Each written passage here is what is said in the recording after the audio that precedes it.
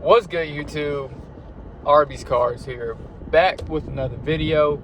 There was a crazy live stream that happened the other day on someone named itsokjluvs channel. Nostalgianomics was on there, Opossum Bud was on there, OkJLuv was on there, and a couple other people was in there. Cool Trainer Ryan stopped in, but they were debating on this whole Pokemon investing type of thing.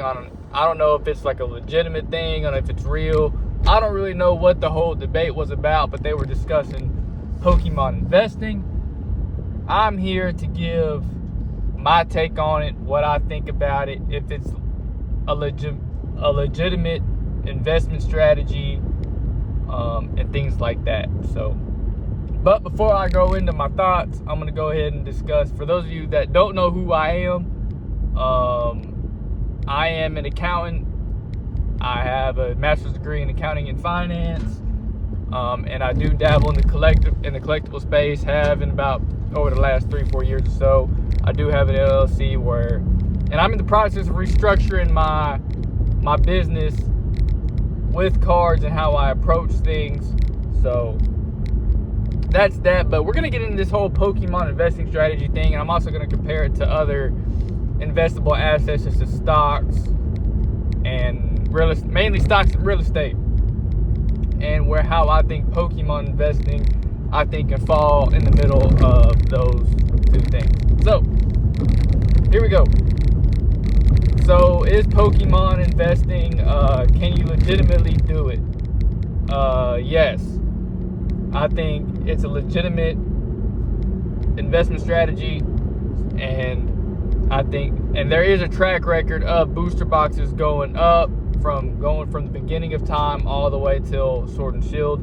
Can't really talk about Scarlet and Violet era because it hasn't been out that long and there's not enough data on it. But here's what we do know is that when booster boxes kind of go out of print, and as they're close, the older they are, they're gonna start to trend up. Whether the set's good or bad, we do have historical data on that.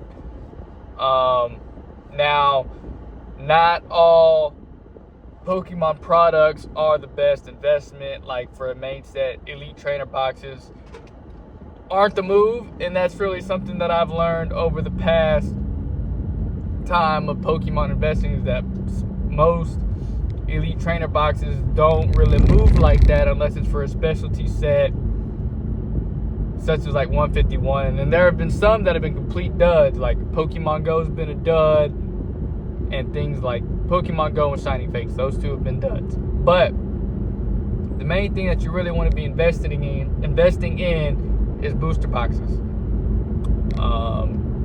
when it comes to Pokemon investing. Now, there are some downsides to that. One is that it takes up storage space. Two, it might take a while for it to see any price movement, for it to go up or down. But once it does start seeing movement, it tends to have a strong uptick until a certain amount of time. With the Sword and Shield era lately, as booster boxes go out of sight on the Pokemon Center website, things tend to go up after that. Some people have brought up the argument that booster boxes can go to zero.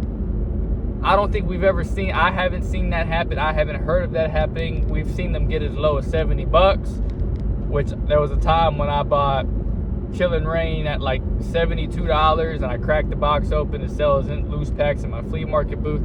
But that's neither here nor there. We're talking about just sitting on the stuff long term. But like I said, it's a physical product. Whenever you want to liquidate, it may take some time. You got to put in some work, and plus some risk associated to that is that it's a physical product. I live in Arkansas. We just had a tornado hit 30 minutes away from where I live. If a tornado hits you or some kind of disaster, you could lose it unless you have insurance on it, but I'm not knowledgeable on the insurance part. And it's not that liquid compared to stocks. I think it's more liquid than real estate, because we all know how long real estate takes to sell. it takes a while for real estate to sell. But another downside to Pokemon is that booster boxes do not generate you cash flow. They will bring you growth over time like a growth stock would, but a booster box isn't going to pay you a dividend or like a rent payment or anything like that.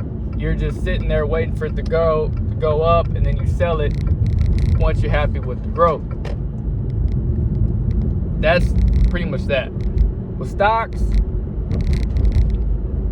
moves up and prices move up and down. You can pretty much sell it essentially whenever you want to, as long as the market's open. You can liquidate it if you want, and then you can use that money to turn around and do whatever.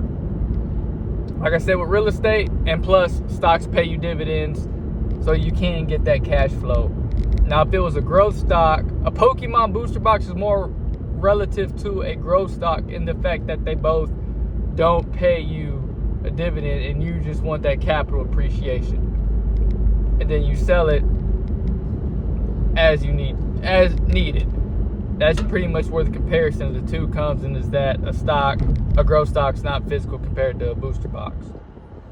Now with real estate, it's obviously a house or land or whatever. There's only so much real estate out there. There is some price appreciation to that. If you're renting out the property, it can bring you cash flow, but the math has to make sense for it to work out. And you can build equity in that house or in that property as time goes on. But the problem with real estate is that it takes a long time to liquidate. And plus, you still have the risk of natural disaster coming, like a tornado coming to destroy property. That's there too, but normally you'd have insurance on that, so that's not really too big of a worry. It would just take a while to probably get an insurance payment. But yeah, I'm just wanting to go ahead and but I do think it's a legitimate investing strategy. As we all know, historically, over the last 30 years, booster boxes have gone up. They brought up that talking about mutual funds and how people select mutual funds based on they look at what the fund did over the last certain amount of time. If it went up X amount of percent, you can pick based on that or whatever. Me, I know what funds I wanted in my 401k. I invest in my 401k. I know what funds I wanted and what I like. I didn't really look at, oh, these are percentages. I'm going to just go off of that. That's not how I picked mine. I picked mine pretty much, long story short, I got 85% S&P 500, the other 15% is international. That's how I picked mine, and I picked the one with the lowest expense ratio because we don't need it. We don't need anything fancy for that. It's just S&P 500 international and keep it moving. I do have my own house. I do have a mortgage on my house, and I do own it. I do have that, and I do have some sealed Pokemon long term. I think Pokemon, when it comes to sealed investing, is a better avenue than sports cards. That's a whole nother topic for a whole nother day. I think buying, and you can flip this stuff too with raw to grade. With singles, that option is there. You could also buy singles and hope that they go up over time, as we're seeing with some of these Altars in Sword and Shield. There are many different avenues, but I think the safest one is booster box investing. I think it's legit. Eventually, it will all go up. You just have to know when the entry is key and the exit is key. Those two things are key. I think if you have a plan for when you're going to get in and out, I think it's fine. Some people hold stocks for 3 years, 5 years. I think that's about a good time horizon for these booster boxes, because if it gets too high, it's going to be hard to find a buyer.